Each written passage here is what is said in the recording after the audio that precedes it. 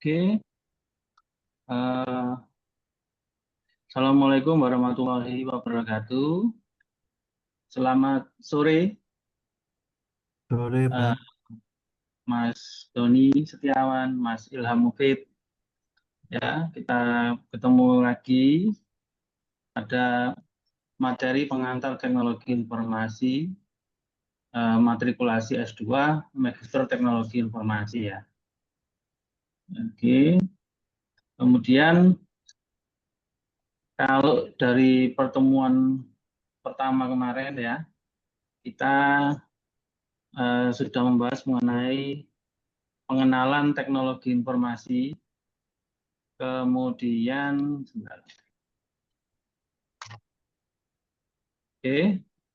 kita sudah membahas mengenai pengenalan teknologi informasi, lalu komponen dasar dari sistem komputer dan sistem operasi dan jaringan komputer.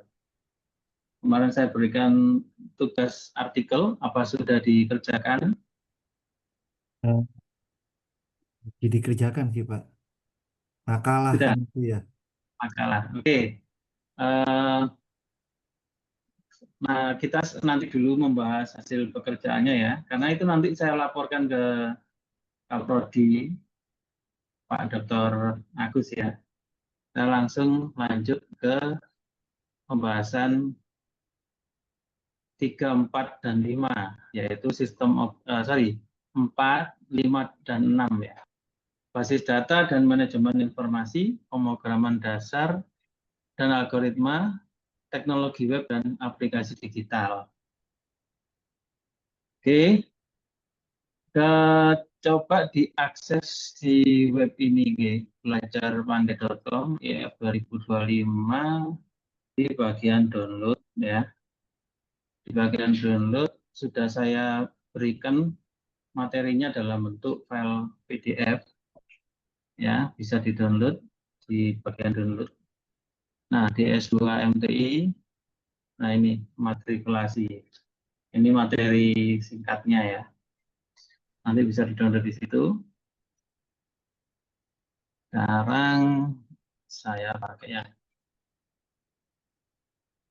Jadi 3 materi yang akan kita bahas ini itu adalah materi krusial ya dalam bidang eh, besar ya, saya bilang bidang besar ilmu komputer. Dalam ilmu komputer ada informatika, sistem informasi, dan lain sebagainya. Nah, saya dulu di informatika S1, itu 3 hal ini yang diulang-ulang, mulai dari dasar, menengah, lanjut, sampai varian. Ya, 3 hal ini banyak diulang-ulang. Tentunya karena waktu kita hanya 2 jam, saya nggak bisa banyak membahas ya, hanya mungkin saya memberikan narasi saja, lalu saya berikan tugas explore ya. Baik, ini materi 456. Materi keempat, kita berbicara mengenai basis data dan manajemen informasi. Ya, kalau pernah mendengar sistem informasi, itu adalah kita mengolah data menjadi informasi. Di atas itu ada lagi, kita mencari pola dan tren, kita mencari insight ya. Nah, itu nanti sampai kayaknya dapat di mata kuliah manajemen data nanti.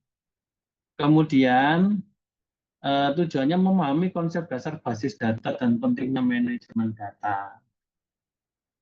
Yang pertama adalah konsep basis data relasional, database manajemen sistem atau biasa disingkat RDBMS. Nah, kalau yang topik-topik seperti ini, sampean saya tugaskan bikin artikel gitu aja kan, sudah ada poin-poinnya. Dan saat ini sangat mudah bikin artikel kan. Dan tolong dilakukan supaya nanti eh, kita dapat kemudian wawasan tambahan. Mungkin waktu S1 kemarin sudah diajarkan dasar-dasar pemrograman, dasar-dasar basis data, tidak ada salahnya mengulang. Kemudian mengenai SQL, struktur query language dasar. Jadi ada bahasa itu, bahasa pemrograman untuk basis data itu ya, ada Transact SQL ya. Kemudian ini data warehouse dan big data pengantar ya. Nah, ini nanti bisa dicari karena kita studi itu memang kita kembali lagi mau nggak mau membaca, mereview, menulis, membaca, mereview, menulis memang seperti itu ya. Jadi jangan bosan untuk mencari membaca. Kemudian aktivitasnya praktek query SQL sederhana menggunakan DBMS MySQL tadi yang ini. Yang saya tampilkan ini ya, ini adalah 4 contoh dari RDBMS Relational Database Management System. Ya, ada yang berbayar, ada yang gratis. Kalau seperti Microsoft SQL Server ini berbayar, Oracle ini berbayar, ya. Kemudian yang ada free community itu contohnya MySQL sama Postgre. Dan banyak lagi bentuk yang lain. Waktu saya kuliah S1 dulu, itu yang diajarkan ke kami adalah ini Microsoft SQL Server. Itu zaman saya. Itu kita belajar SQL Server 2000, mulai dari yang paling dasar select, insert, update, delete, ya, kemudian tingkat lanjut ya sampai function, store prosedur, kemudian trigger ya. Nah, itu kita awalnya SQL Server. Lalu saya ada pengalaman menarik ya. Setelah saya lulus S1 di informatika, jadi saya ini adalah angkatan pertama informatika. Jadi pertama Fasilkom itu kan lahir dari informatika dan angkatan pertamanya adalah saya. Dan saya kemudian waktu lulus itu kebetulan saya lulusan pertama tercepat terbaik gitu ya. Itu kita berlima itu ditawari kerjaan di dinas apa ya, lupa saya. Waktu itu lewat Prodi, yang mana Pak Prodinya adalah Bapak Rektor kita ya. Sekarang Bapak Rektor, itu kita ditawari pekerjaan, lalu saya tes ya. Ternyata yang diteskan di situ itu Oracle ya. Sementara waktu kita dulu diajarkan itu SQL Server. Nah, karena waktu itu saya belum pernah belajar Oracle, itu untuk koneksi ke basis datanya saya butuh waktu setengah jam. Jadi ya, lalu karena saya pikir, wah ini saya nggak dilanjutkan. Itu tes sesi 2, sesi 1 lulus. Akhirnya saya mengundurkan diri dari tes itu karena percuma dilanjutkan ya. Kalau saya lihat ya teman-teman yang dari ITS, dari itu saya lihat cepat sekali ya, bentar lagi langsung. Nah, kemudian setelah saya keluar itu, kebetulan saya sudah jadi dosen ya, dosen tidak tetap waktu itu. Kemudian saya pelajari itu Oracle ini, saya pelajari Oracle, kemudian saya ajarkan ke mahasiswa dan selanjutnya saya belajar MySQL, saya ajarkan Postgre, saya ajarkan ya. Kalau SQL Server ini pernah sampai bikin aplikasi medis dan lain sebagainya. Nah, itu sekedar cerita. Tapi kalau untuk belajar awal itu paling enak kita pakai MySQL. Nah, kenapa? Karena ringan, gratis ya. Ada versi community-nya. Nah, itu kita enak. Nanti kalau meningkat lagi, kita belajar yang lain, kita belajar Postgre, lalu SQL Server, Oracle. Apakah ada bentuk database yang lain? Banyak. Ada Informix, ada DB2, ya, kemudian FX Pro, FX Pro kalau nggak salah ya, Fox Pro. Ya, jadi saya selalu bilang ke mahasiswa itu ya, kita paling enggak ya selama kuliah S1 informatika paling enggak kuasailah 4 ini. Kuasailah semuanya, kuasai mulai dari SQL dasar sampai lanjutan itu kuasai semuanya. Terus nanti kalau kerja di industri misalnya, terus terlihat Pak ini database-nya kok saya enggak pernah lihat, saya baca kok Fox Pro. Nah, berarti bisa pakai aplikasi namanya seperti Power Designer gitu ya. Power Designer itu bisa membuat perubahan dari satu bentuk query dari database FDBMS yang satu ke FDBMS yang lain. Jadi bisa di bolak-balik gonta-ganti seperti itu. Itu tengahnya itu aplikasinya namanya Power Designer. Karena kita hanya 2 jam lebih, saya kira nggak akan cukup membahas itu, jadi tidak saya tampilkan. Jadi cukup tahu untuk kalau ingin mendalami lebih lanjut, boleh mempelajari 4 ini ya. Oke, ini untuk basis data. Basis data itu untuk simpan data, untuk mengolah data, ya. Tetapi seiring dengan waktu, ya, perkembangan AI, kita nanti menerapkan machine learning, kita pakai bahkan hingga deep learning, reinforcement learning, kita kemudian mengkombinasikan data ini, kita masukkan ke dalam bahasa pemrograman, contohnya Python, dan sebagainya, ya. Oke, sampai sini basis data. Saya mau tanyakan, ada Mas Doni? Eh, Pak, yang kemarin itu ada presentasinya juga kayak gini nggak ya? Yang kemana? Kemarin Oh, yang pertemuan pertama itu. kemarin enggak, kemarin ya yang saya tulis di web. Wah, lah yang itu aja 1, 2, 3 itu ya. Itu aja, perkenalan aja. Hmm. Karena kemarin saya diberitahunya data soalnya. Saya Oh, diberitahunya oke oke. menyampaikan, oh ya, saya belum sempat menyiapkan materi lah. Kalau ini tadi saya menyiapkan ya 1 jam 2 jam lah untuk meringkas ini. Jadi kalau di informatika ya sama sih, mungkin teknik kimia ya. Saya nggak ngerti ya, kulturnya kan beda. Kalau dulu kita kan namanya teknik informatika ya, ada tekniknya, kita dibawa FTI. Lalu tahun berapa itu kita berubah jadi informatika, di bawah silbam tekniknya hilang. Ya, jadi kulturnya itu apakah tetap sama atau beda. Jadi kalau kita itu kan dulu ya, sebelum kita pakai OGG itu kan student center learning gitu ya. Kalau kita tunjukkan kalian pelajari ini, kita ajarkan satu misalnya MySQL ya, atau MySQL kita ajarkan sama SQL Server atau 2 gitu ya. Nah, mereka sudah harus bisa belajar mandiri Postgre dan Oracle misalnya. Seperti itu. Jadi kalau hanya menunggu dari dosen, saya kira ya sangat kurang kan. Saya dulu juga bisa meroyek ya, bikin software ya kemana-mana itu ya, ikut orang dan lain sebagainya. Nah itu juga paling banyak belajar mandiri. Makanya sering banyak yang bilang ya pemrograman itu ilmu katon kalau bahasa Jawa kan, bisa dipelajari sendiri. Nah kalau menguasai 4 ini, saya kira cukup, sudah cukup sih, ya ada di 4 ini. Saya lanjut ya. Nah, kalau sudah ada datanya tuh, sudah ada tempat untuk mengolah data. Nah, data itu mau ditampilkan menjadi informasi. Bisa diolah langsung di sini tuh bisa.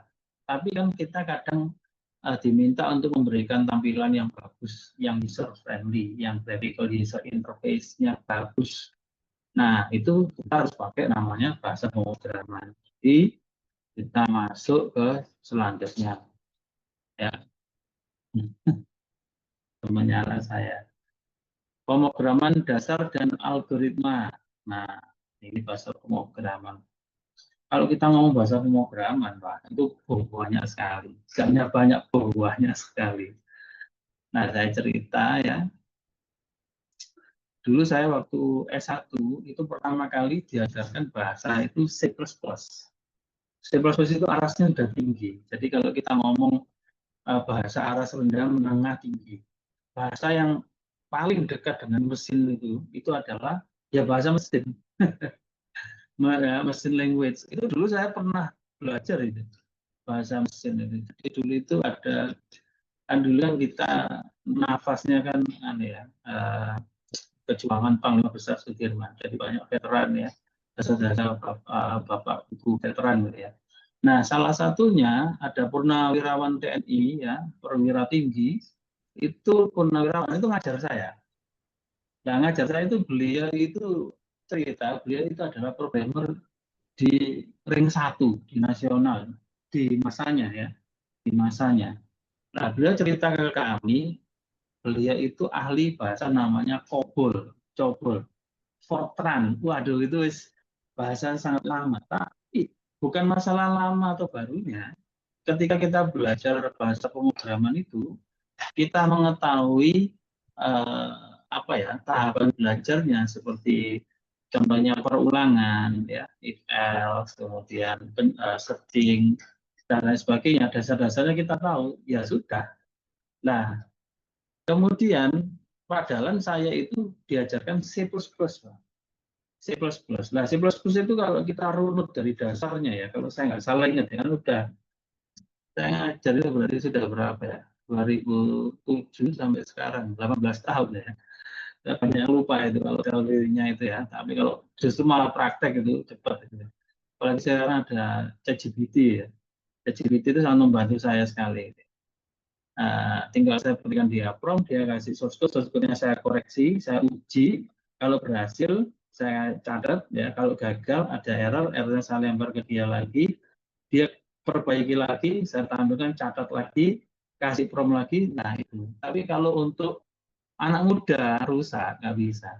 Jadi kalau saya ngajar semester 1, 2, 3, S1, tidak seperti itu cara ngajarnya. Ya. Benar-benar kita eh, kalau bisa cara ngajarnya adalah seperti saya dulu, khusus programan ya. Saya dulu waktu S1 itu Pak, itu kita sama teman-teman itu ke perpus, kita pinjam buku, bahkan ada beberapa buku yang kita beli karena buku itu di zamannya keren sekali. Contohnya adalah bukunya Pak Abdul Qadir. Ya, itu ada saya punya yang pembelajaran C++, pembelajaran apa namanya Oracle atau SQL Server itu, tebel bukunya itu. Nah, bahkan waktu itu saya belum punya komputer. Bayangkan, saya belum punya komputer. Jadi awal sekali itu saya yang baca, ngapalkan, terus bayangkan tampilannya tuh gimana kalau ini dieksekusi. Nah, kemudian saya rental komputer Pak di dekat UPN itu. Waktu itu benar 3.000 ya. Rental komputer itu Pentium 1 ya enggak. Pentium 1 itu saya minta tolong, Mas diinstalkan ya ini C++. Loh apa enggak? Mandek nanti Mas Rizky. Ya tolong lah. Itu diinstalkan. Lama instalnya, kalau sekarang paling hitungan menit selesai. Itu mungkin 30 menit lebih. Tapi bisa, hanya diambil yang C++ saja. Nah, itu saya belajar. Jadi saya belajar, bahkan setelah praktikum gitu ya, setelah praktikum saya minta waktu ke penunggu apa di lab itu, waktu itu Bapak Fahmi Setiawan kalau nggak salah. Beliau dulu di UPN terus keluar. Pak, itu ada kosong di pojok ya. Saya izin ya Pak, saya nggak punya komputer Pak. Saya pakainya. Ya, tapi jangan rame ya. Saya pakai Pak. Dari materi yang diberikan dosen itu saya ujikan itu. Baris demi baris saya ketik. Lalu saya beli bukunya Abdul Qadir. Itu halaman demi halaman saya ketik Pak. Saya ketik, tampilannya apa saya hafalkan di otak saya. Nah, nanti sampai pada akhirnya kita bisa membuat suatu software secara utuh. Nah, kalau saya tidak salah ingat ya Pak, urutannya itu C, ya, kemudian C++. C++ itu dulu kita sudah pakai Visual C++. Nah, kemudian Visual C++ ini itu adalah masuk ke Visual Studio. Nah, di dalam Visual Studio ini banyak, ada Visual Basic. Nah, Visual Basic ini menarik. Visual Basic ini menyelamatkan saya juga. Jadi banyak anak informatika itu yang setelah semester 1 2 itu apa ya, agak stres gitu ya. Gara-gara kena C++ waktu itu. Lalu merasa, wah ini kayaknya nggak bisa deh lanjut ini. Tapi ternyata itu hanya karena wawasan kita kurang aja. Nah, ketika saya diberitahu teman saya yang ambil D1 waktu itu, dia ambil D1, kan dulu banyak kan di Surabaya, ada Pikti, Piksi, Pikmi, dan lain sebagainya itu. Dia sudah ngambil D1 setahun. Lalu dia bilang, Ki, baca pemrograman hanya C++. Nah, terus ada apa? Almarhum teman saya namanya Didit, dulu programmernya Telematika UPN itu, sekarang ada almarhum. Ini loh, aku dulu itu kursus S1. Tak pinjemi bukunya, modul sih. Modulnya saya baca. Ternyata dengan Visual Basic itu kita bisa pakai what you see is what you get. Jadi ada form, kita tinggal drag drop, masing-masing toolsnya itu ada propertinya gitu ya. Kita tinggal isi programnya, di running langsung muncul tampilan. Nah, itu saya semangat sampai bisa bikin aplikasi yang komersial waktu itu dari Visual Basic. Dan Visual C++ juga ada C++.NET, ada C Crash, C Sharp.NET, ada juga Visual Basic.NET, Visual Force Pro.NET kalau nggak salah, dan lain sebagainya ya. Nah, kalau saya nggak salah ingat ya, itu di Visual Studio. Ya, jadi kalau C di atasnya lagi C++, terus ada pengembangannya C Sharp, ya, C++.NET, C Sharp, dan lain sebagainya. Nah, kalau Visual Basic dari bahasa basic, kemudian Visual Basic, ada Visual Basic.NET, dan seterusnya. Dan pastinya ini berbayar. Nah, kemudian apa namanya? Waktu mata kuliah pengolahan citra, ternyata dosen saya itu sangat suka menggunakan bahasa pemrograman Delphi. Oh, lain lagi. Bahasa pemrograman Delphi ini mirip dengan Visual Basic waktu itu. Jadi bahasa pemrograman Delphi mirip Visual Basic. Nah, Delphi itu dasarnya adalah Pascal. Jadi semuanya kan berawal dari bahasa mesin terus ditingkatkan itu. Itu dari Pascal, kemudian Delphi, bukan Delphi, dan lanjut seterusnya. Nah, ada varian yang lain yang pernah diajarkan pada tahun-tahun tertentu, jadi mungkin kurikulumnya ada perubahan gitu ya. Ada angkatan itu yang diajarkan Java. Jadi pada waktu atau waktu angkatan saya di kampus lain ada yang belajarnya Java, ya ada Java. Kalau saya nggak ingat dulu, salah ingat J2ME, J2EE, dan seterusnya gitu ya. Dan kemudian ada lagi yang belajar Python. Nah, saat ini itu sepertinya loh ya, karena pengalaman saya yang mungkin sempit kemarin ya, karena fokus ke machine learning, deep learning yang saya fokuskan pakai Python, ya saya banyak menggunakan Python. Nah, jadi apakah saya pernah pakai Java? Pernah juga. Jadi ada dosen dari ITS, ya, waktu itu ngajarkan kecerdasan buatan, beliau pakai Java. Yes, jadi selama saya di informatika itu pernah belajar dan mengerjakan C, Visual Basic, Delphi, Java, Python ini belum. Ini belum lagi saya cerita setelah ngajar, variannya tambah banyak lagi. Belum lagi bahasa pemrograman untuk membuat aplikasi mobile. Terus pertanyaannya, terus kalau kita ingin mendalami bahasa pemrograman, yang mana dulu?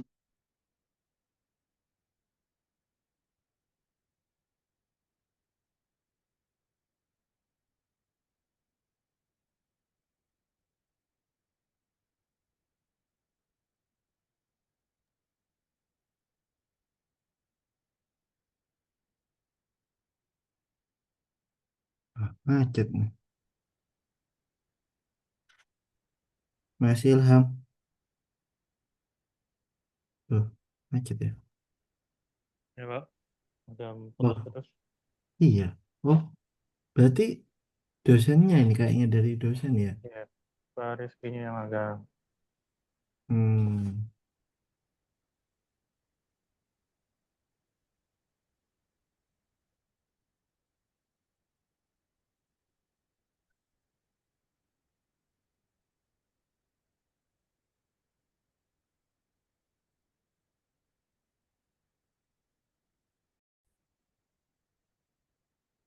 Oke, saya lanjutkan record. ya, Tadi sudah tugasnya Pak Doni tadi ya, membahas ya. terkait blockchain dan lain sebagainya. Sekarang Pak Ilham, Saya, silakan saya Pak. dapat tugasnya itu kalau dari poin 1 sampai 3 kan ya. Karena saya Iya, dapatnya atau mungkin nggak ya, salah. Salah nangkep. ya, dari jurnal dulu enggak apa-apa. Atau sudah nyari jurnalnya, mau ditampilkan.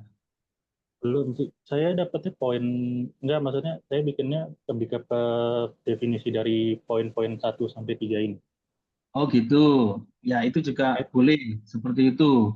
Nah, dan pertanyaannya, oke, pertanyaannya begini, apa pemahaman apa yang kemudian Pak Ilham dapat dari mengerjakan tugas saya ini? lebih ke dasar-dasarnya aja sih Pak. Ya ini lebih ke kayak komponen dasar dari komputer hardware-nya. Terus selanjutnya ini kayak ada software juga lebih ke arah definisi aja sih Pak. Karena yang ngambilnya dari yang poin 1 sampai 3 ini secara lebih ke definisinya aja sih sepertinya. Atau mungkin harus lebih rinci lagi? Apa Pak Ilham sama Pak Doni pernah ngerakit komputer? Belum sih. Dulu saya pernah sih Pak, tapi itu waktu masih kuliah ya, kan ada, cuma waktu itu personal komputer biasa, Hmm. kan poin utamanya kan dashboard atau mainboard itu motherboard ya. Ya, mainboard. Heeh. Terus Ya, ada eh, apa core Pentium Intel itu ya, prosesor, sorry, prosesor, ya, ada prosesor plus memori, VGA card. VGA card. Nah, VGA card itu Heeh. sering dulu dipakai nambang, Pak. Dialih fungsikan datuk nambang. Iya, heeh. Lah ya, Nah, VGA card ini saya kok ngeliat perkembangannya ternyata mengalahkan prosesor itu sendiri ya. iya, ya karena ada kebutuhan untuk nambang kripto itu sehingga eh, ada perkembangan ke arah situ ya. Tapi sebenarnya awalnya kan untuk mendukung grafis kan, untuk main game dan Iya. mendukung desain 3D dan lain sebagainya. Mm-mm. Kayak gitu ya. Jadi paling enggak di sini Pak Ilham baca-baca kembali ya mengenai Ya itu Pak. ya, pengenalan teknologi informasi, komponen dasar sistem komputer, sistem operasi, jaringan komputer ya. Nanti Pak waktu Rizky, kuliah, boleh izin nanya Pak, ini monggo monggo. untuk web jurnal Sinta ini saya benar atau nggak ya Pak, yang saya kirim di chat jurnal linknya? Karena saya buka tadi nggak bisa sih, dari hari Jumat error terus. Apa saya Nah, salah linknya ya? Tadi di Google kemarin itu juga benar. ya mungkin ya, mungkin lagi kena trouble atau kena serangan ya, mungkin ya.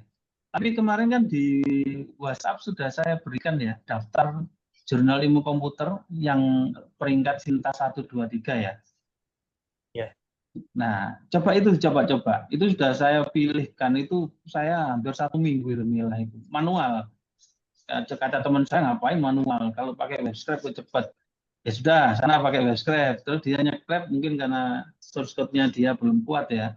Banyak yang miss gitu ya, banyak yang kelewatan. Jadi karena saya punya kebutuhan untuk data itu ya akhirnya ya itu nggak apa-apa lah sambil santai gitu saya cari ya. Itu belum yang 456 malah lebih banyak lagi jumlahnya. Tapi ya kalau menurut saya ya kalau untuk S2 itu paling enggak ya publikasinya itu Sinta 3 kalau untuk S2 itu. Atau kalau turun satu aja itu Sinta 4 wis. Itu jangan Sinta 5, Sinta 6 ya bagus. Sinta 5, Sinta 6 bagus. Tapi kalau kita samakan kan nggak enak. Kalau Sinta 5, Sinta 6 biar S1. Nah, kalau tapi dulu saya kasih tugas mahasiswa saya satu itu bisa tembus Sinta 3 luar biasa. 3 kelompok itu ya. Nah, kalau di S3 kemarin itu ada perubahan di tempat saya itu syarat lulus itu dia diturunkan untuk yang tadinya proseding itu Sinta 3 boleh. Yang tadinya jurnal itu Sinta, kalau dia Sinta 2 itu 2. Kalau Sinta 1 1. Karena Sinta 1 itu Scopus. Ya. Nah, itu daftarnya. Jadi kalau besok Pak Doni, Pak Ilham tugas akhirnya diberikan tugas untuk publikasi jurnal Sinta, yaitu Sinta 1, 2, 3 itu daftarnya. Kalau dia nggak turun peringkat loh ya, kan bisa naik bisa turun. Iya. Oke, terima kasih sudah berprogres mengerjakan ya di sela-sela kesibukan Pak Ilham, Pak Doni ya. Oke, kita lanjutkan materi saya tadi. Tadi sampai sini. Oke, sudah kelihatan ya Pak? Kelihatan sih, Sudah Pak. kelihatan Pak. Oke, kita tadi sampai membahas mengenai pemrograman ini ya. Nah, topiknya adalah flowchart dan pseudocode. Ini nanti main literasi aja, Bapak bisa browsing ya. Struktur kontrol ini juga banyak ya. Kemudian bahasa pemrograman populer, Python sebagai contoh. Nah, ini juga banyak. Nanti saya tunjukkan contohnya sedikit ya. Contoh prakteknya ya, sedikit aja untuk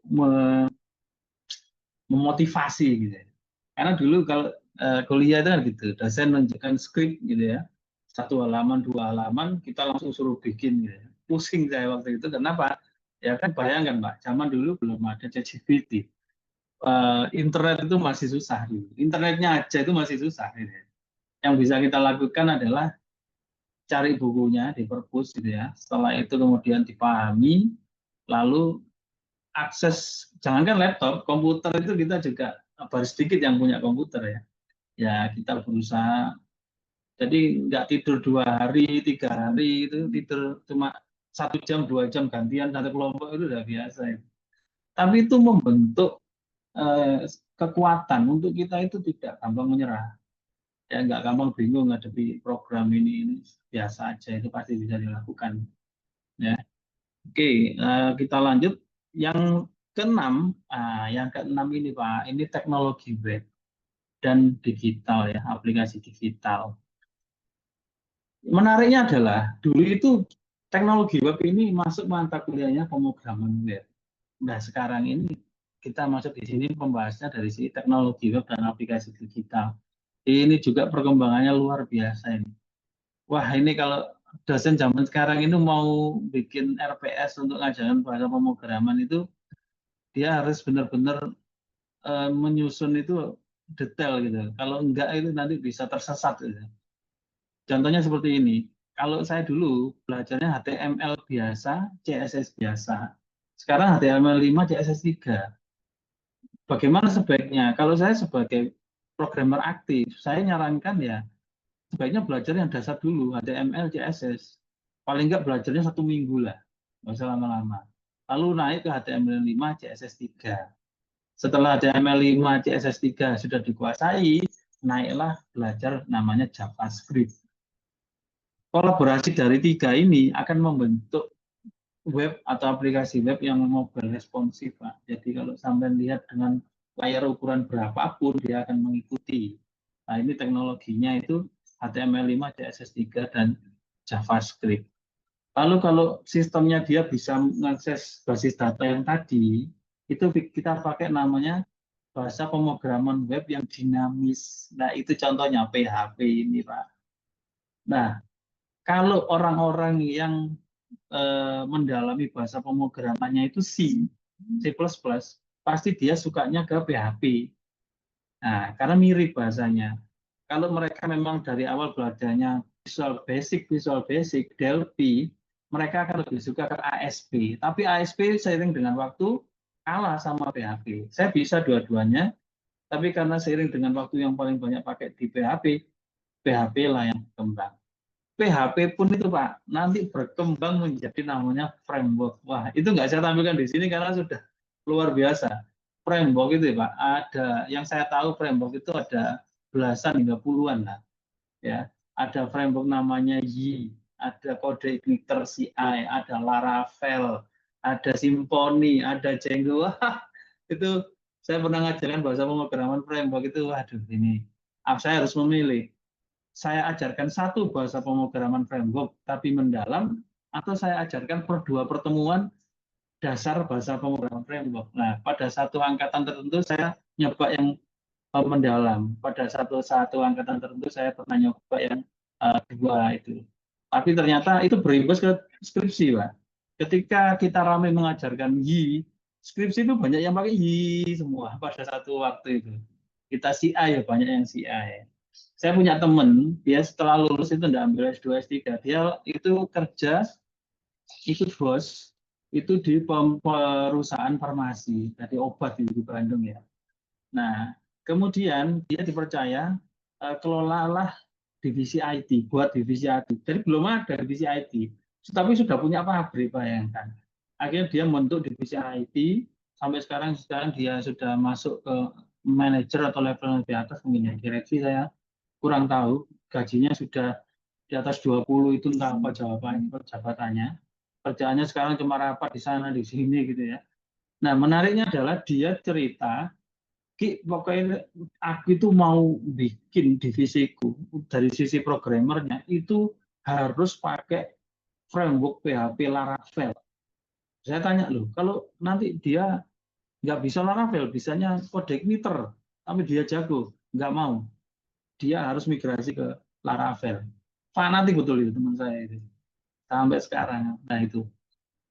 Nah, kalau kita bikin aplikasi berbasis web, kita kan harus upload ya ke hosting ya. Nah, kita sewa hosting 1 tahun itu.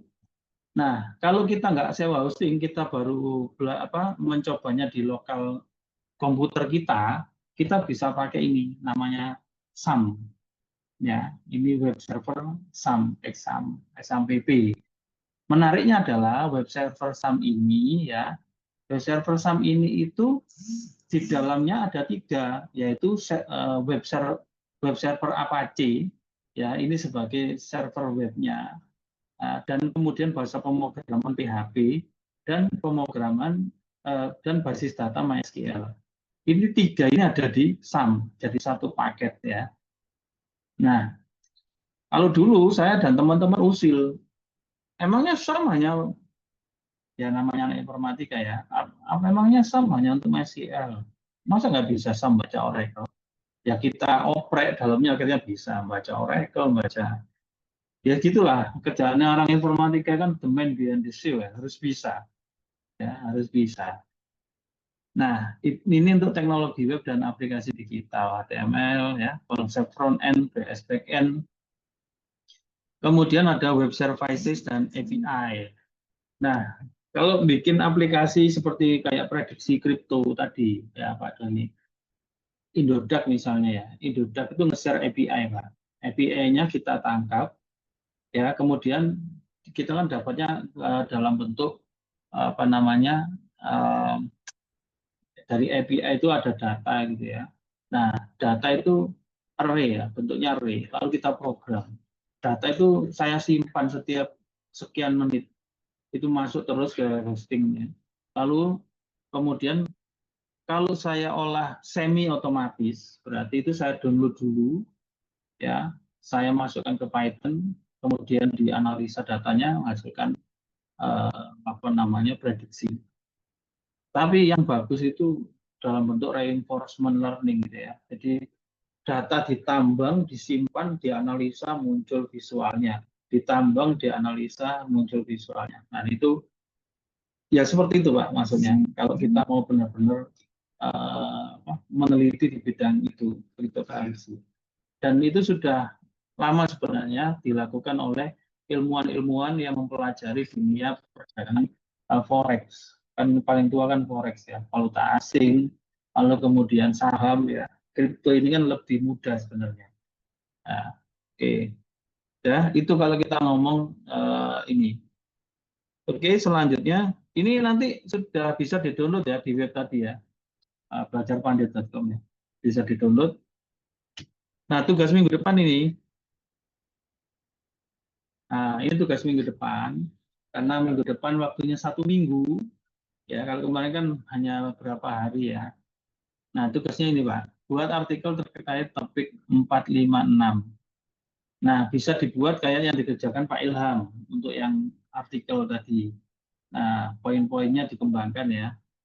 Maksud saya supaya apa? Supaya terbiasa kembali lagi jadi anak kuliah ya.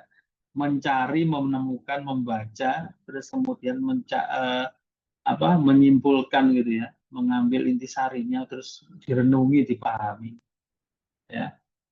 Kemudian nanti mendownload lalu menginstal ini XAMPP dan mencoba-coba kode HTML5, CSS3, JavaScript, dan PHP.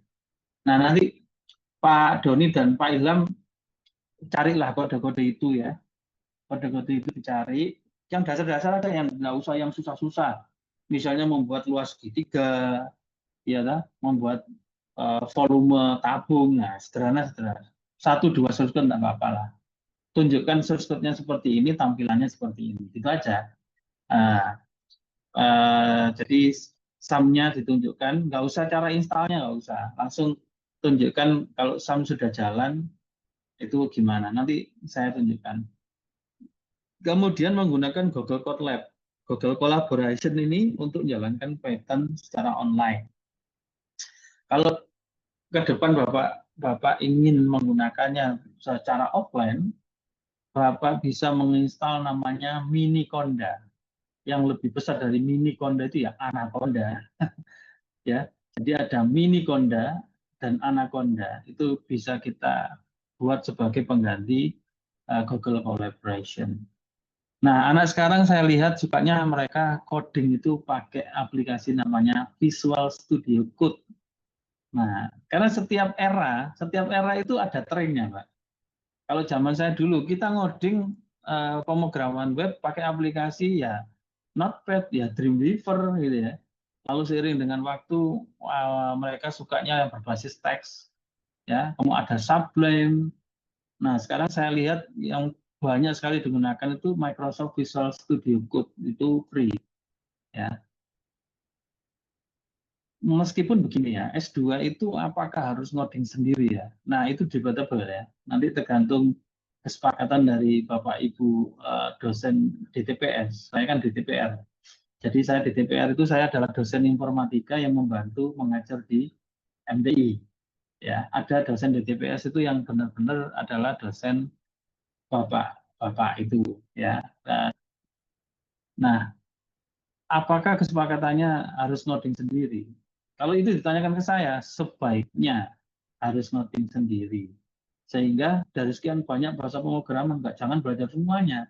Salah satu aja, tapi mendalam. Makanya saya bilang, nanti Bapak jangan memutuskan mau tesis apa itu semester akhir, jangan. Mulai sekarang ya sambil jalan, mulai dipikir tesis saya nanti apa ya. Nah gimana supaya saya tahu tesis saya apa? Bapak harus luangkan waktu tuh main ke perpustakaannya Fasilkom, baca tesis-tesis MTI kalau sudah ada. Kalau belum ada, mainlah ke ITS, ya mainlah ke ITS, lihat tesis-tesis di sana pada prodi yang sama, ya atau di mana ada prodi MTI. Ya, kalau saya dulu S2-nya teknik informatika sih di ITS itu. Itu, saya juga gitu. Waktu dulu S2 saya baca tesisnya senior saya. Waktu saya S3 bukan hanya membaca, saya minta disertasi senior saya minta. Kalau saya ingin melihat bagaimana cara dia mengkaji, gitu. Ya. Nah itu saran saya. Jadi jangan nanti semester 3 baru, itu nanti bisa resiko molor nanti ya. Yang terakhir kemudian menggunakan MySQL, lakukan query sederhana aja lah, select, insert, update, delete. Ini tugas 4 ini nanti kasihlah gambar screenshot gitu loh, 2 atau 3, lalu kasih penjelasannya. Yang dengan melihat gambar dan penjelasan itu, saya tahu Bapak paham. Jadi poin 2, 3, 4, menginstal SAM, tunjukkan SAM-nya. Kode HTML, CSS3, JavaScript, tunjukkan kodenya ini Pak, tampilannya ini. Terus yang PHP kodenya ini, tampilannya ini. Yang sederhana-sederhana aja, nanti saya tunjukkan yang sederhana dan saya berikan contohnya. Kemudian menggunakan Google Collaboration, ya tampilkan menguji Python. Ya, kemudian MySQL juga gitu, query sederhana, select sederhana, Pak, insert sederhana, update sederhana, delete sederhana. 1 minggu ini seperti sudah kuliah 4 semesternya S1. Ya, dalam 1 minggu, tapi yang sederhana. Tapi ini bisa memancing kalau Bapak-Bapak suka. Kan belajar nggak perlu mandang waktu dan usia. Saya pernah baca itu, ada orang habis pensiun itu dia belajar jadi programmer dan sekian tahun dia bisa menghasilkan program, luar biasa. Jadi nggak ada kata terlambat. Jadi ini lagi misalnya lagi santai. Oke, sampai sini dulu untuk yang teorinya. Monggo kalau ada yang mau ditanyakan untuk yang teorinya. Ya. Boleh izin tanya Pak, untuk Oh, pertemuan boleh. berikutnya, kalau dari jadwal kan harusnya tanggal besok ya, tapi diganti hari ini. Untuk yang pertemuan 3 itu hari Kamis, Pak. Ya, nggak apa-apa. Kan hanya 3 pertemuan kan ya? Karena minggu depan harusnya dari jadwal UPN harusnya udah mulai perkuliahan sih. Iya, Tanggal berarti 25. pertemuan berikutnya hari apa? Hari Kamis, tanggal 21. Ya, nututi lah.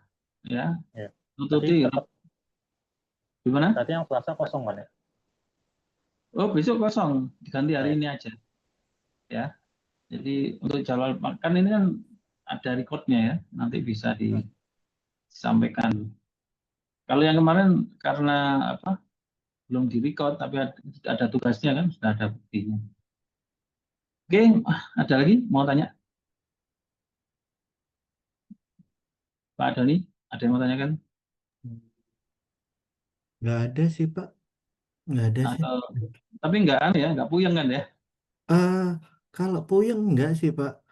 Eh, Ya maksudnya selama ini kan memang sebelum saya memutuskan S2 ini sebetulnya saya sih sudah apa install XAMPP sendiri, saya nah, sudah sip. bikin sendiri semua plus Python. Nah, Udah. terus ya cuma karena saya belajarnya nggak ada struktur, saya pusing sendiri. Karena itu saya langsung masuk S2 aja. Gitu Nah, sih.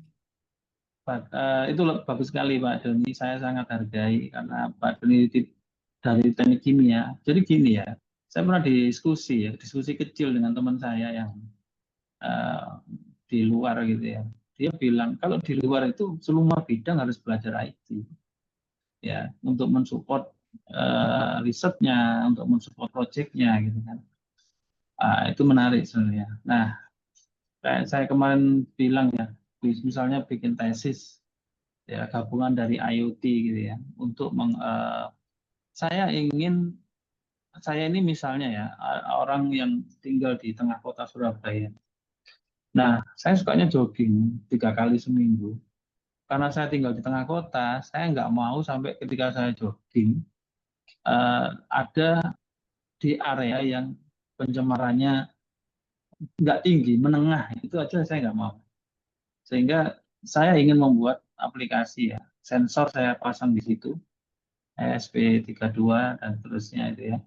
Kemudian menggunakan IoT, alat itu saya akses lewat internet kan. Saya ngambil datanya, misalnya mengenai kadar apa itu, kalau gas yang bahaya itu, SO2 ya sulfur. itulah misalnya ya. Nah kadarnya berapa? Dan itu ditambang terus Pak. Data, kalau yang kita lihat di jalan-jalan itu, terus kemudian datanya di-share, itu biasanya sampelnya one day, di 1 hari, 1 hari 1 data. Kalau kita riset, ya kalau bisa tiap 10 detik bisa disimpan, atau tiap 1 menit paling lambat. Nah itu kita kan bisa prediksi. Nah, kita bisa prediksi kira-kira beberapa hari ke depan ini tingkat pencemarannya banyak. Itu kalau satu variabel hanya dari data itu. Nah, kalau kita menggunakan machine learning, bahkan deep learning, kita masukkan variabel kedua, 3, 4, 5, 6, 7, dan seterusnya, maka dia akan semakin pintar. Nah, jadi ada gabungan IoT-nya ada, ya kan, cloud-nya ada, pemrogramannya ada, kecerdasan buatannya ada. Itulah menurut saya magister teknologi informasi komplit. Nah itu. Oke, karena sudah install SAM, jadi kan saya lebih gampang ya untuk cerita. Gitu ya. Mana ya? Ini.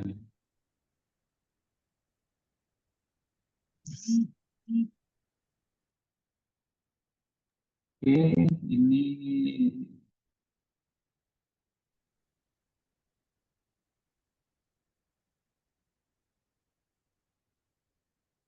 Oke, jadi kalau kayak seperti ini Pak, ini kan saya iseng aja. Ini saya bikin ini hanya 1-2 jam aja. Ini kan pakai jumlah. Ini ada logonya jumlah. CMS, Content Management System ya. Ini pakai jumlah. Jumlah ini saya download ya, di download jumlah gitu ya. Saya pernah bikinkan untuk ya instansi lah dengan teman-teman dulu ya. Waktu itu kita pakai namanya paket Quick Start.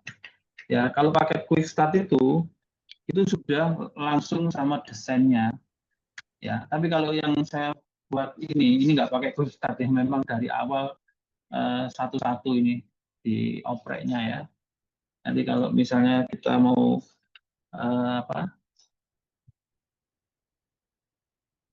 mau menambahkan sesuatu kan, nah, ini sama kayak WordPress ya.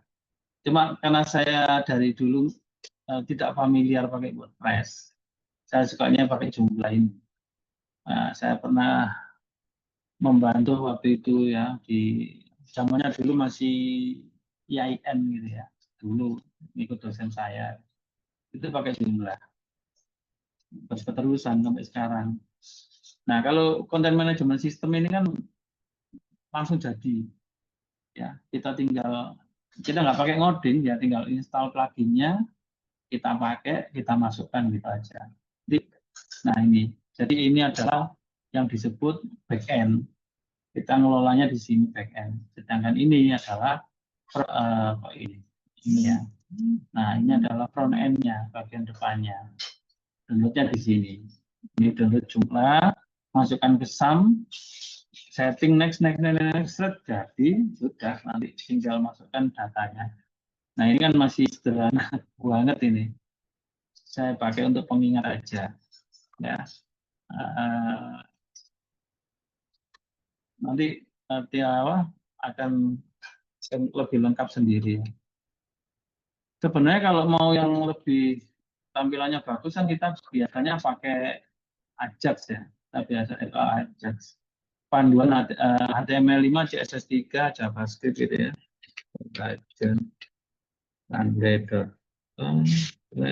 Web, dan nah ini bisa misalnya kita cari skin ini ya. Nah, skin, nah ini sudah jadi, tinggal kita edit aja. Tinggal kita ganti kontennya. Nah, biasanya kalau kita ngerjakan untuk instansi kita beli paket yang sudah jadi lalu kita pakai. Karena kita butuh kecepatan kan, kita butuh kecepatan dan ada waktu deadline juga. Nah, kita beli sama desainer skin, lalu kita edit source-nya, kita hubungkan ke database pemrograman backend-nya gitu ya. Nah, contoh lainnya misalnya Tailwind ya, ini putus enggak ini? Mau putus, enggak. Terus. Nah, contohnya ini. Jadi di dalam backend-nya nanti kita bikin seperti ini. Nah, informasinya itu sudah lebih enak ditampilkannya. Nah, biasanya kantor-kantor kalau misalnya pakai monday.com kayak gitu-gitu Pak. Nah, itu kita bisa program sendiri. Nah, dari skin yang ini kita hubungkan ke database. Nah, ini contohnya. Nah, kalau yang CMS yang sudah jadi bagus itu namanya contohnya jumlah quick start. Ya, jumlah quick start. Nah, jumlah nah ini kebetulan ada jumlah 3 template quick start. Kalau quick start ini begitu nanti install tampilannya sudah jadi dia langsung bagus. Tapi kalau kayak saya dari awal ini ya ini kan yang saya perlukan fungsinya. Contoh misalnya saya ingin memberikan contoh file PDF untuk Bapak nanti mengerjakan tugasnya itu ya sebagai contoh aja. Saya buka komponen buka download ya. Lalu kemudian kategori. Di kategori itu saya tadi kan sudah buat apa namanya kategorinya MDI. Nah ini adalah banyak yang buka ya, banyak dibuka. Nah kemudian saya masukkan tuh di bagian file. Nah nanti tampil di sini. Nah nanti tampilannya ditampil di sini nanti di bagian download ini. Terus Bapak bisa download. Nah ini kan. Jadi ini kategorinya S2 MTI. Nah, kalau saya mau nambahkan file, saya tinggal new, kemudian saya ambil filenya, ya. Nanti saya masukkan ke situ. Nah, ini contoh namanya CMS, contoh program sederhana. Ya, Kalau buat bikin seperti ini berbayar nggak ya? ini gratis Pak. Oh, masih CMS-nya free. free ya? Oh. Ya, tapi kalau quick start bayar Pak, beli di designer. Oh. Kalau quick start itu yang sudah jadi. Nah, kalau seperti ini free, skin ini ada skin free, tapi ada yang premium version. Nah, kita beli kalau yang premium version. Kalau yang free itu kita nggak boleh menghilangkan logo mereka. Kita boleh pakai biasanya, tapi nggak boleh menghilangkan logo mereka. Nah, kalau kita mau ngembangin ini ya kita beli aja, nggak malu sebenarnya. Tapi kalau ini dihubungkan ke coding, kalau ini sudah langsung jadi, kalau ini enaknya langsung jadi. Ini biasanya tugas anak PKL, Pak. Jadi anak PKL saya suruh pakai ini aja lah biar gampang. Nah, ini ya, terus kemudian kita upload filenya, mana yang mau di-upload, add file gitu ya. Nah, misalnya saya mau membagikan, mana ya sih? Achievement di PDF. Nah, ini belajar Python ya. Nah, saya masukkan sini, dia nanti di-upload, saat upload ya. Nah, sudah masuk kan ini belajar Python, ini saya klik, kemudian sudah masuk di sini, save and close. Sudah saya kasih nama ya. Contoh program sederhana. Save and close, sudah masuk kan. Nah, tinggal nanti yang depan, yang front end. Nah, front end masuk ini. Nah, Bapak download ya ini ya, contoh program sederhana ini. Nah, ini nanti download, tinggal download aja. Nah, itu nanti bisa sebagai uji coba ya. Nah, ini namanya konsep Content Management System atau CMS ya. Nah, kalau yang ini gampang, paling 1 jam 2 jam selesai bikin kayak gini. Ya, tinggal nanti tambah lengkap, tambah lengkap, tambah lengkap. Saya tutup. Kalau untuk e-learning biasanya banyak, ada yang pakai Moodle ya, dan sejenisnya. Kalau jurnal bisa pakai apa? UJS kalau nggak salah. Oke, itu namanya CMS, Pak. Kalau kita sudah ngomong CMS itu gabungan tadi, gabungan dari bahasa pemrograman PHP, HTML5, CSS3, mungkin ada framework-nya juga, kemudian ada basis datanya di itu MySQL. Nah, karena Bapak tadi sudah nginstal SAM ya, kalau belum nginstal SAM, downloadnya di sini. Ya, contoh ini, kalau mau download, saya masukkan ke chat ya. Nah, ini gratis. Nah, silakan download yang versi menyesuaikan laptopnya lah, atau yang terbaru sekalian 8212 silakan ya. Di download, setelah itu diinstal.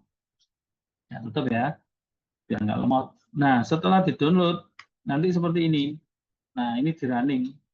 Yang wajib dijalankan adalah Apache dan MySQL sebagai basis datanya. Jadi ini adalah untuk menggantikan hosting.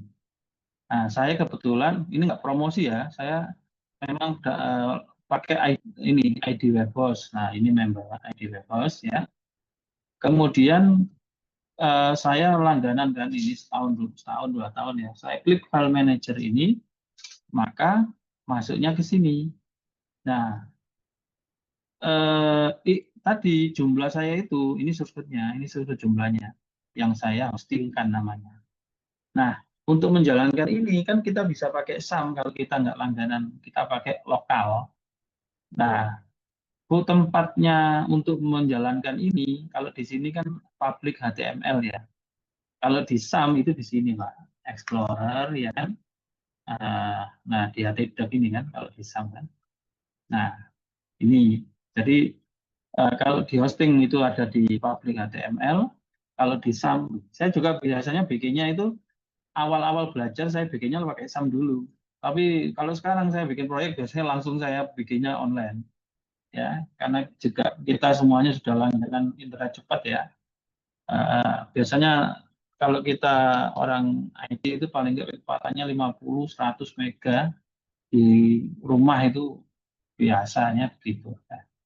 Oke ya, ini tadi yang web template tadi. Nah, kalau web template ini dia kan bentuknya ini, contohnya tadi webdoc ini ya. Nah, webdoc tadi, nah ini Pak, ini pakai HTML ya kan. Kemudian dia pakai apa namanya CSS ya. Nah, ini contoh CSS. Kemudian dia pakai JS ini JavaScript ya. Nah, ini bukan CMS, jadi nanti di coding Pak, dikawinkan dengan PHP supaya dinamis. Nah, itu butuh waktu untuk mendalami itulah. Ini saya tutup ya, biar semakin mengurangi. Nah, kayak ini tadi ya, tinggal tinggal yang dikonekkan dengan bahasa dinamis untuk baca ke DBMS-nya. Nah, supaya ini bisa pakai front end back end nantinya. Jadi kalau kita di dalam kita ngetikkan data langsung tampil di depan. Data itu tersimpan di DBMS. Kalau nggak mau ribet, pakainya CMS.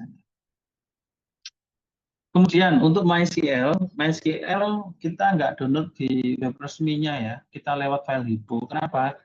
Karena di web resminya saya cek tadi sudah tinggi versinya, kita mundur pakai versi yang lama. Jadi MySQL yang kita pakai adalah MySQL yang sudah ada di dalam SAM ini Pak, yang sudah ada di dalam SAM di port 3306. Kita nggak download lagi MySQL, tapi kita download editornya untuk SQL-nya. Nah ini sampai nanti coba install ini MySQL Front ya 2. Ini saya kasih di chat ya. MySQL Front ini nanti di download ya, terus diinstal. Sama satunya ini pakai ini SQL Jiwa Community yang versi gratis ya. Nah supaya nanti ngelola query-nya enak. Oke, sekarang sekarang dari yang SAM dulu ya, SAM dulu. Nah, nanti setelah misalnya ini saya matikan dulu ya, stop gitu ya. Ini saya kan installnya nanti di drive C ya. Saya install dia di drive C. Ini ya. Nah, di drive C ini kan ini SAM ini kan. Nah, ini htdoc untuk tempat kita naruh tadi ya, naruh filenya PHP, HTML ya. Nah, di bawah sendiri ini ada SAM control. Ini diklik. Kalau ini kita klik, maka dia akan tampil di bagian kanan bawah. Ya, kemudian kita bisa klik kanan atau diklik gitu ya, kebanyakan. Ya, terus kemudian ditampilkan lalu dijalankan. Ya. Oke, ini klik. Nah, ini. Nah, kalau ini karena sudah saya jadikan services, nah itu klik kanan di SAM-nya itu kalau mau jalankan SAM control ya klik kanan run as administrator. Kalau ini dicetang semua. Tapi nggak gitu nggak apa-apa. Ini saya jalankan ya. Kalau nggak dijalankan, kalau kita ketikkan localhost kayak gini, ya belajar ini, maka yang terjadi nggak bisa. Nggak bisa. Iya kan? Nah, kita jalankan dulu kan apa aja dan kemudian MySQL-nya. Nah, kalau baru kemudian kita running di folder belajar itu ini kan. Nah, ini folder belajar saya buat bikin 2 ya. PHP coba 1 sama coba 2. Nah, ini kan. Oke, ini saya tutup aja. Tempatnya tahu ya, di ya. Oke. Nah, di sini kan saya sudah jalankan MySQL. Kalau mau lihat klik admin ya, maka dia akan buka.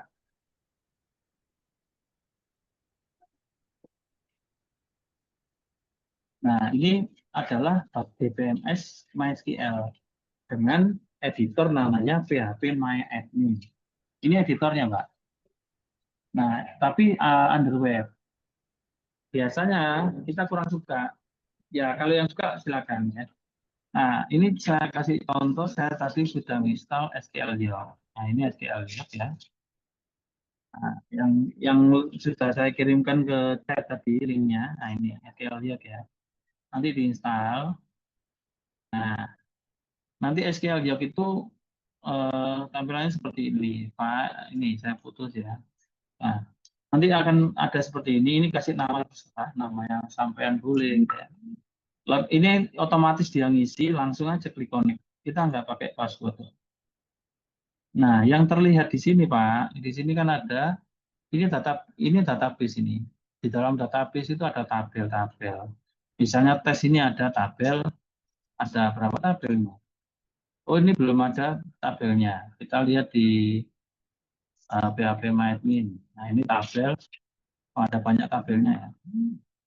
Nah, ini ada banyak tabelnya. Nah, misalnya Nah, select bintang from ya apa ini PMA underscore bookmark ya cara ini. Nah, ternyata isinya ini Pak. Isinya ini. Nah, kita juga bisa bikin nanti coba aja cari tutorial mulai dari create database atau paling cepat. Nah, oke, ini yang PHP MyAdmin ya. Ini tampilan dari web Pak. Kalau kita pakai web ini nggak enak menurut saya ya. Sebaiknya nanti pakai SQL view aja. Nah ini ya untuk query. Sekarang kita pakai Copilot Pak. Nah ini kebetulan Copilot saya masih punya akun di Undip ya. Copilot kita bikin prompt sederhana, buatkan tabel berisi data mahasiswa lengkap dengan query yang dapat dijalankan di MySQL ya. Oke. Saya tidak menyebut versi berapa. Ini supaya cepat aja lah Pak ya. Kita pakai ke dia. Jadi saya minta buatkan tabel data mahasiswa lengkap ya. Dia biar mengartikan sendiri kata lengkap ini. Beserta query SQL yang dapat dijalankan di MySQL. Nah, saya sebutkan secara spesifik bahwa ini nanti akan dijalankan di MySQL. Oke, sudah dibuatkan saya. Nah, ini ada tipe data NIM, varchar, nama varchar, NIM-nya apa yang tadi bagus lah ini ya, sudah sesuai konsep basis data ini ya. Nah, itu kita paste aja di sini, Pak. Kita paste. Pertama kita buat database dulu deh. Create database uji coba ya. Kemudian kita run. Nah, ini kalau kita refresh F5, ini sudah ada uji coba. Nah, ini Pak. Nah, ini otomatis kan. Nah, kemudian kita paste yang dikasih tadi. Nah, kita running.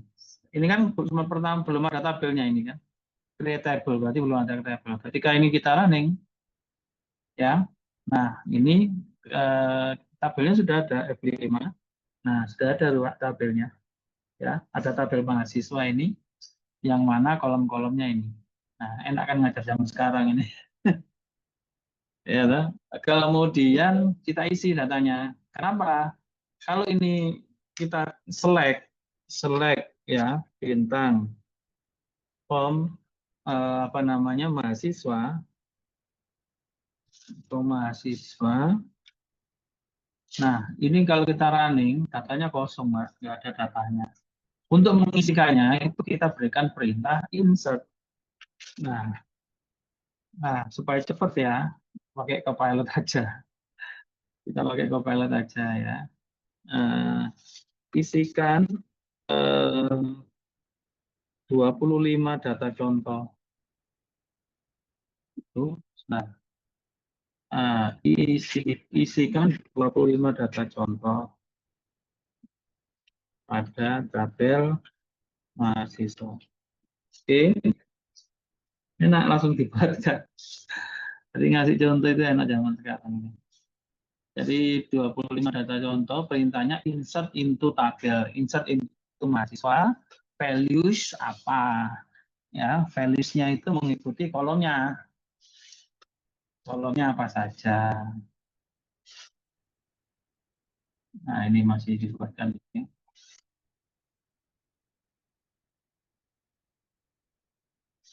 Nah, ini langsung download versi apa namanya?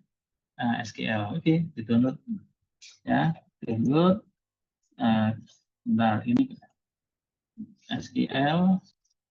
Nah, ini ya. Saya buka dulu di oke lah di Notepad lah.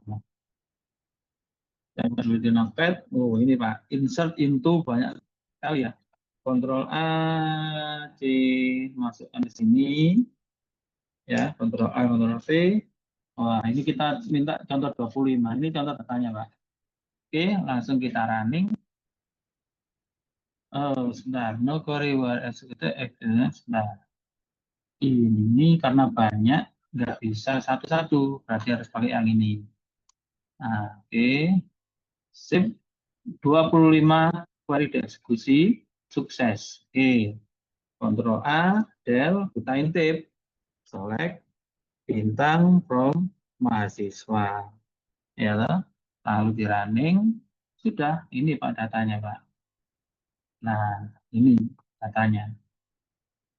Datanya. Nah, sampai di sini masih bisa ngikuti Pak Ilham?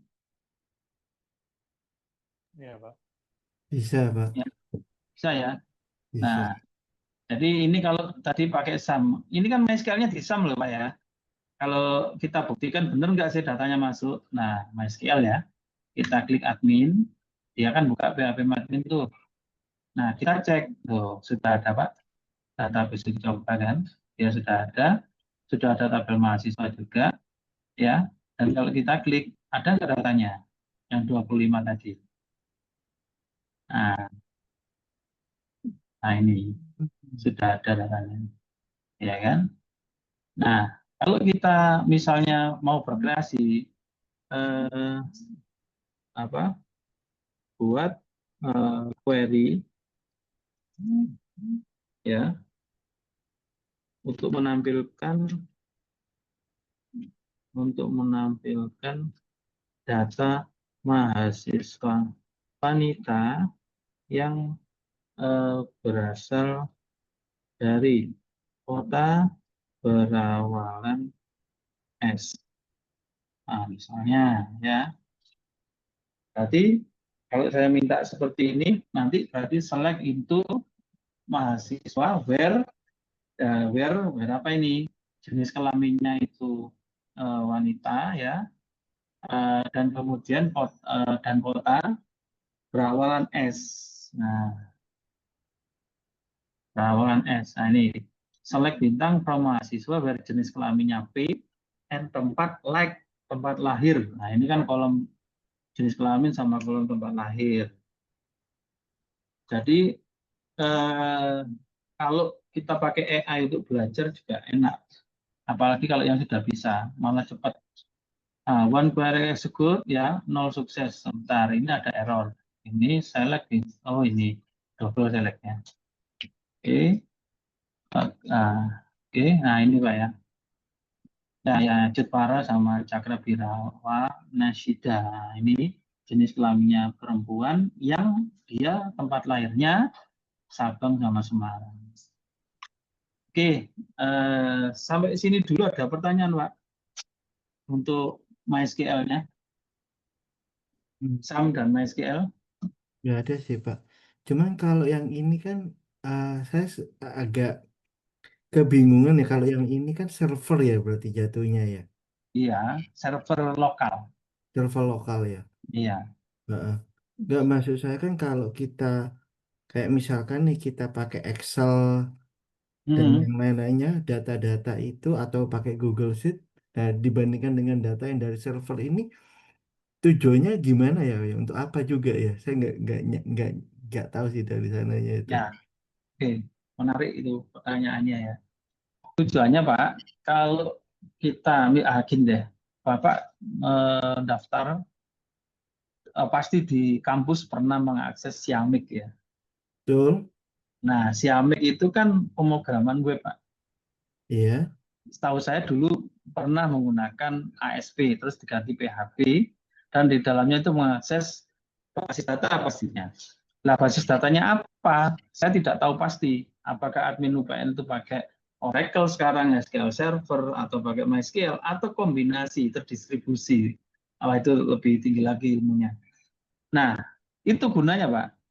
Tapi kalau Bapak mau pakai Excel hanya kebutuhan yang ringkas, cepat, ya nggak perlu juga pakai bahasa pemrograman. Di dalam Excel itu juga ada bahasa pemrograman, Pak. Namanya Visual Basic di dalamnya Excel. Ya, kalau ada perlu sedikit pemrograman bisa pakai Visual Basic. Jadi kapan harus pakai ini, kapan harus pakai itu, menyesuaikan kebutuhan. Dan biasanya dari pengalaman saya dulu dari developer, klien itu kan nggak pernah Pak tanya, sama nanti pakai bahasa pemrograman apa? Nggak pernah. Yang penting dia minta apa yang dia minta terselesaikan dengan baik. Tapi saya selalu tanya begini, 3 hal. Yang pertama, saya minta bukti semua surat menyurat secara manual yang akan dikomputasikan. Saya minta. Nah, kenapa? Karena itu saya program nantinya. Jadi aplikasi lalu bisa ngeprint PDF. PDF-nya bisa dicetak, di print. Yang tadinya kan ngetik gitu kan satu persatu kan. Lalu yang kedua, besarnya transaksi tiap hari itu berapa banyak? Karena itu akan menentukan kita pakai DBMS apa. Kalau transaksi hariannya misalnya ada sampai 1000 transaksi misalnya, kemudian dikalikan 1 bulan, nah saya kira Excel ya mungkin bisa sih, cuma mungkin akan ada nge-lag-nya dan sebagainya. Berarti kita perlu pakai DBMS. Manakala cuma sedikit, 10 ya nggak usah Excel aja tuh. Pakai Google Spreadsheet malah enak lagi, kita bisa hubungkan kemana-mana kalau pakai Google Spreadsheet kan. Kita meskipun kalau pakai Excel juga sama, kalau kita berlangganan Microsoft Excel online itu ya bisa terhubung kemana-mana. Sesuai kebutuhan aja Pak, dan sesuai budget. Itu Pak Doni. Ya baik Pak Rizky, makasih. Ya, tapi karena ini pengantar teknologi informasi ya, saya tunjukkan dasarnya aja. Ya, itu nanti sebenarnya matrikulasi ini kan supaya mempersiapkan bapak-bapak dari non teknologi informasi ya, untuk kemudian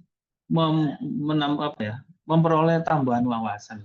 Sedikit banyak bapak yang tahu, supaya menginspirasi nanti ketika bapak mau tesis. Jadi nggak perlu belajar semuanya, 2 tahun ini harus efektif. Ya. Jangan lulus lama-lama juga Pak, ngapain? Kalau bisa 1,5 tahun ya 1,5 tahun kalau bisa. Saya dulu S1 itu 3 tahun 4 bulan selesai. S2 ini saya 2 tahun itu sebenarnya selesai, hanya karena miss yudisium tertulisnya 2 tahun setengah. Setengah semester itu saya nggak ngapa-ngapain, tapi disuruh aktif. Nah, karena ada aturannya ITS waktu itu yang belum mengakomodasi. Saya bayar SPP full waktu itu 6 juta gitu ya. Tapi nggak ngapa-ngapain selama 1 semester, hanya nunggu wisuda semester depan. Ya itu pengalaman ya. Ya sudahlah. Makanya kalau ada mahasiswa saya ngeluh, Pak saya sudah lambat, saya pernah bayar SPP, tapi nggak kuliah gitu. Ya sudah. Waktu itu saya juga nggak marah-marah, nggak nuntut ke sana kemarin. Enggak. Kenapa? Karena saya dibesarkan di UPN, dibesarkan di ITS, siapa tahu besok saya akan kuliah lagi di ITS kan ya. Ternyata nggak kuliah di ITS, sudah 3 kali bimbingan, dapat rezekinya di Undip, ya sudah. Nah seperti itu Pak. Jadi saya S3 itu 2 tahun 9 bulan 14 hari. Lulusan tercepat terbaik di DSI kemarin, Dokter Sistem Informasi itu. Nah, kenapa? Karena kalau ketika saya studi, Pak, itu saya benar-benar fokus. Luaran yang diminta apa? Kalau dari S1, saya S1 itu, ini saya, nggak sombong, ini fakta ya. Ini benar-benar fakta. Saya peraih IPK tertinggi, itu sudah ke-50 UPN waktu itu. Kemudian lulusan tercepat termuda. Nah, saya itu selalu begini konsepnya. Kalau dosen itu minta tugas itu ABC, saya akan kerjakan sampai Z bila mampu. Itu semangat saya sama teman-teman dulu gitu. Karena ya nggak kerja, nggak fokusnya ke situ. Sedangkan waktu S2 kan sudah kerja Pak saya. Sehingga awal-awal sambil ngajar, kayak tenaga dan lain sebagainya, akhirnya nggak segreget. Meskipun IPK saya ya masih 3,63 ya, lumayan lah. Tapi nggak kumlot. S1 pasti kumlot. Begitu S3 saya balas kumlot lagi, malah kumlot terbaik. Kenapa? Karena tugas belajar waktu S3, saya nggak sambil kerja. Kalau sama Pak Doni ini kan sambil kerja kan. Nah, ini harus bagi waktu, Pak. Bagi waktu, supaya bisa selesai secepatnya. Teman-teman saya yang sambil kerja, S3 juga, ya harus benar-benar menata. Kayak ini barusan saya lihat di grup S3 itu, angkatan saya, registrasi mereka lagi mereka kan semester depan ya. Bukan karena nggak bisa, bukan karena nggak pandai, enggak Pak. Ini hanya masalah studi pasca itu kan hanya masalah waktu saja kan. Bagaimana kita menata dan memanfaatkan waktu itu aja. Jadi belum tentu yang pinter lulus duluan belum tentu. Ya, nah, itulah kira-kira intermezzo aja biar semangat gitu ya. Oke, Terima kalau kasih, sukses Rizky. gimana Pak? Ya, terima kasih Pak Rizky. Ya, ya, biar cepat lulus nggak bayar banyak-banyak. Iya, iya. Makasih Pak. Saya tuh ketawa sama rektor waktu Pak Rektor Undip itu berkelakar waktu wisuda ya. Terima kasih kepada yang ini kuliahnya lama-lama ini. Anda sudah menyumbang UKT. Tapi guyon, guyon, guyon. Pak Rektor, Pak Wakil Rektor Akademi kemarin tuh ya, waktu di wisuda. Nah, itu guyon ya. Tapi yang paling penting, kalau saya mengingat ucapan dekan S3 saya itu, Prof. Agung. Prof. Agung itu bilang gini, Pak. Kuliah itu harus happy. Kuliah itu harus full senyum. Nah, sehingga saya terapkan ke bimbingan S1 saya sekarang. Saya bilang, sampean kalau bimbingan sama saya itu harus happy. Itu satu. Kalau sampean mulai merasa tidak happy, solusinya adalah cari pembimbing lain. Nanti kalau yang nguji saya nggak akan ngeceng-ngeceng, nggak usum ngeceng-ngeceng itu. Profesional, sesuai yang sampean tunjukkan. Apa kegunaan daripada sampean nanti nggak happy dibimbing saya misalnya terus akhirnya nggak selesai progresnya. Kan kelihatan tuh Pak. Kalau mahasiswa itu happy dibimbing kan dia bab 1 cepat, bab 2, bab 3 gitu loh. Nah, ada waktu 1 semester 2 semester untuk menimbang-nimbang gitu ya. Oke, saya lanjutkan berikutnya. Tadi itu sudah ya. Sekarang kita Google Colab ya. Oke, screen lagi aja. Ini tadi sudah, nanti silakan dicoba. Ini kita nggak beli, jadi kita keluar aja. Sekarang kita, Pak, kalau Bapak di sini sudah mengkaitkan ini dengan email ya, toh. Nah, kita kan biasanya tinggal ketik di Google My Drive untuk melihat Google Drive ya, My Drive. Jadi biasakan Bapak menyimpan file-file kuliah secara online, bukan hanya offline. Nah, semua tugas S3 saya itu saya masukkan sini dan tugas-tugas kedosenan saya. Nah, ini sebagai contoh sudah saya klik di sini ya, ini saya tutup aja. Tutup. Nah, ini sebagai contoh di Drive S3 DSI. Saya awal sekali dulu saya bikin ini dan sudah saya share ke Bapak tadi ya di apa namanya belajarpandai.com di bagian download. Nah, file ini kemudian klik kanan, saya buka di Google Colab. Open with ini Google Colab. Nah, jadinya seperti ini. Saya tutup aja. Nah, oke, close. Nah, jadinya seperti ini. Ini contohnya. Tugas saya tadi nanti seperti ini. Ya. Nah, ini saya kasih contoh banyak. Nanti Pak Doni sama Pak Ilham bisa cepat-cepat sendiri ya. Banyak. Nah, ini memang saya siapkan untuk ngajari Python dasar. Kalau sudah pernah nyoba pasti lebih gampang ya. Nah, ini tinggal kita running ya. Kita running. Kemudian outputnya di bawahnya sini. Tuliskan angka pertamanya, misalnya 5. Ntar matik angka kedua 9. Nah, hasil penjumlahannya 5 ditambah 9, 14. Nah, selanjutnya, atau ini jelaskan dulu. Jadi angka 1 sama dengan input. Nah, ini terbuka ya, autocomplete-nya. Tulis angka pertama ini nanti jadi yang ini, tampilan ini. Input, tulis angka kedua jadi yang tampilan ini. Perintahnya berarti pakai input. Ya, dimasukkan ke variabel angka 1 dan variabel angka 2. Lalu perintah sum, ini variabel sum, itu mengakses perintah angka 1 ditambah angka 2 dengan tipe data integer. Hasilnya diberikan perintah print untuk ditampilkan keluarnya ini.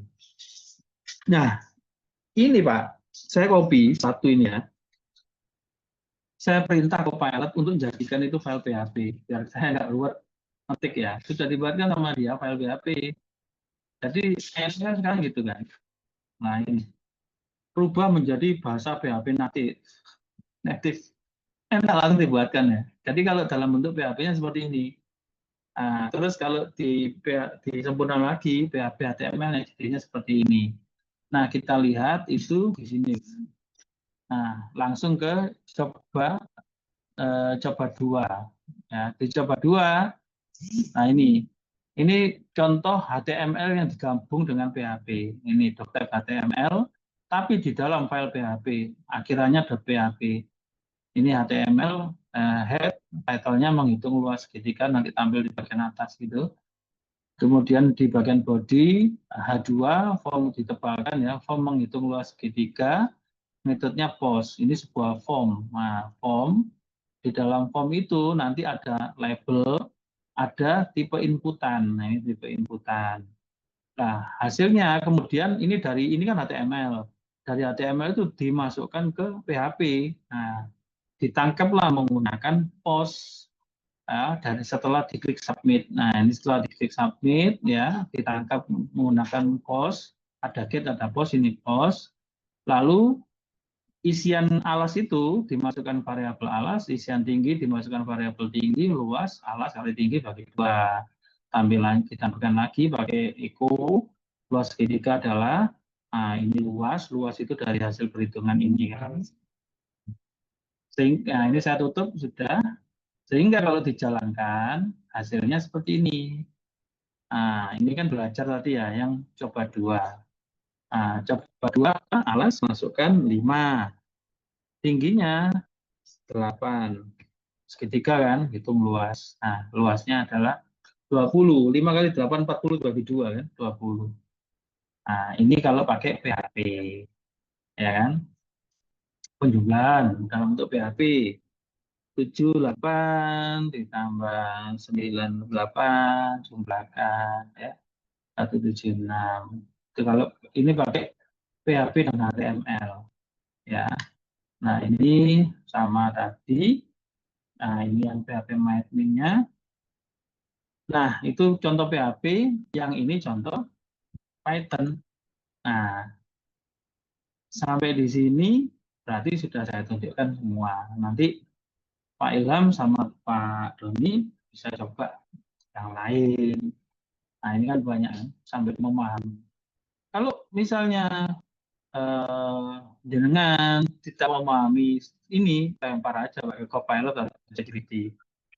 Saya pakai Copilot ini dikasih undip, masih sebagai alumni ternyata kita dikasih Copilot full premium ya, jadi lumayan ini ya. Nah, ini kan strukturnya dipaste aja di sini, jelaskan baris demi baris. Kalau misalnya, kalau saya ya nggak perlu. Kalau misalnya belum paham dan nemu source code di luar gitu ya, yang asing, nah itu di GitHub biasanya ya. Kalau para programmer nyari inspirasi bisa di GitHub, itu kan banyak source code.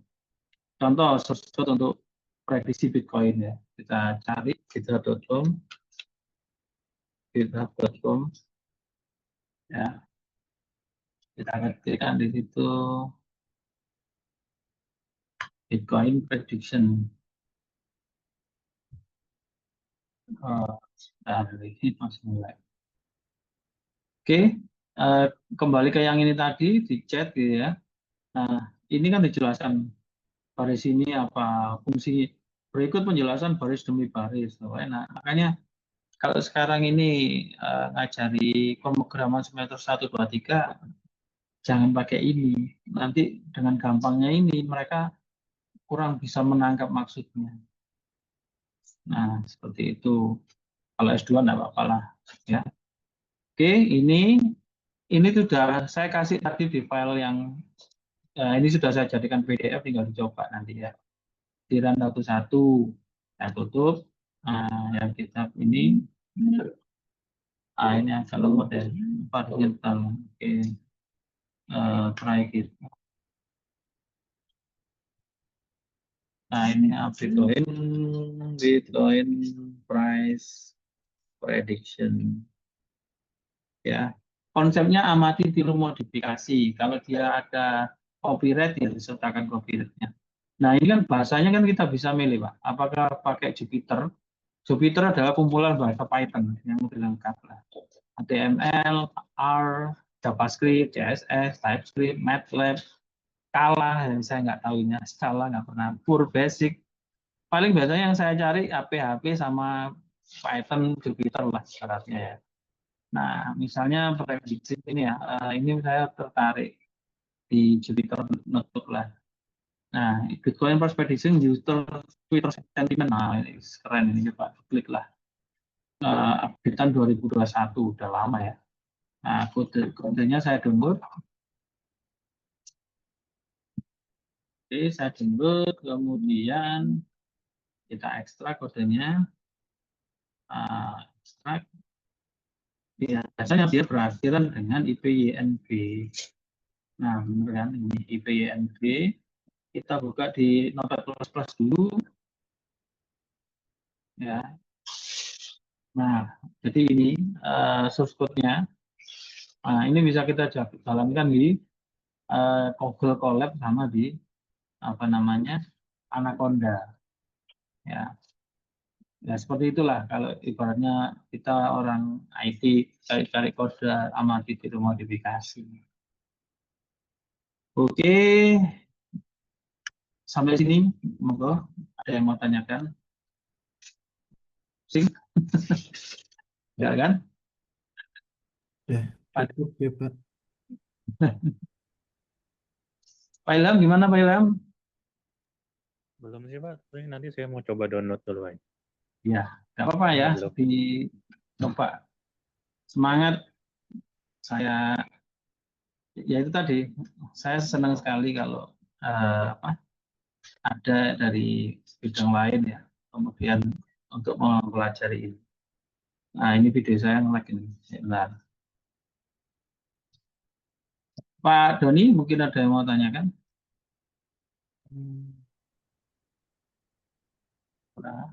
Pak, bedanya kita menggunakan Google Colab dengan Jupyter apa ya Pak ya? Atau pakai VS Code kan juga bisa tuh. Di Bisa, kalau mau pakai bahasa Python ya. iya, bisa. Bedanya ya online sama offline aja. Oh, Ya, kalau jenengan suka pakai apa namanya? Eh, apa tadi? Pakai Anaconda, Miniconda, Visual Studio Code, VS Code apa Jupyter pakai Notebook dan Twitter Google Colab Notebook, juga ya selesai. sama aja, Pak. Nggak apa-apa. Cuma kalau saya itu sukanya pakai online tuh apa ya? Supaya bisa menghubungkan ke apa API yang lain yang langsung online itu aja sebenarnya. Meskipun kalau dari lokal juga bisa. Cuma saya itu senangnya langsung di online. Ini masalah senang aja sih. Senangan orang beda-beda lah. Teman saya S3 juga dia sukanya pakai itu mini Conda. Dia nggak mau pakai Anaconda. Ngapain? Anaconda gede, terlalu besar. Mini Conda cukup. Ada yang fanatik Visual Studio Code. Jangan fanatik editor, Pak. Yang penting Bapak bisa mendalam. Itu aja.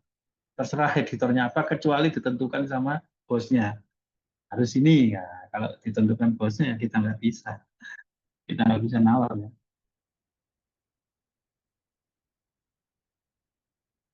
Ini ya, oh yes. Kalau nggak nurut juga dibayar. Bentar, bentar.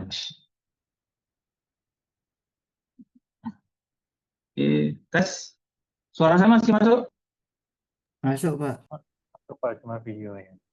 Oke, cukup ya. Sudah banyak tadi ya. Saya kira cukup ya. Ada yang mau tanyakan? Pak Doni, Pak Sudah Ilham? cukup sih Pak. Makasih.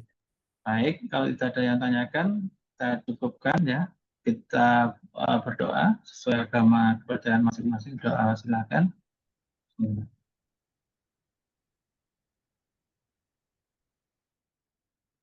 Doa selesai. Terima kasih kehadirannya Pak Ilham, Pak Doni ya. Silakan dikerjakan sebaik-baiknya ya, sepaham-pahamnya. Saya akhiri, kurang lebihnya saya mohon maaf. Assalamualaikum warahmatullahi wabarakatuh. Selamat sore, salam sejahtera.